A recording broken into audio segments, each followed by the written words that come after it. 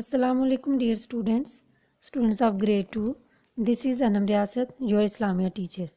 I am here with the 6th lecture of your book, that is Allah. Dear students, Allah has many qualities. The 99 names of Allah tells us about some of his qualities.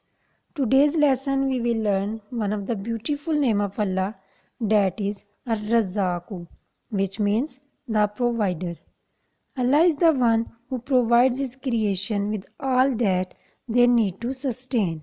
In Quran, Allah says, Surah number 51 and verse number 58, Truly Allah, He is the provider, the possessor of strength, the sure. Allah is the sustainer of everything, like the oxygen we breathe, the fruits, the animals and birds, the water present in the world.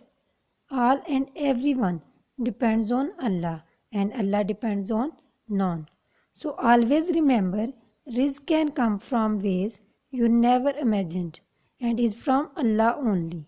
So be content with what He has given you.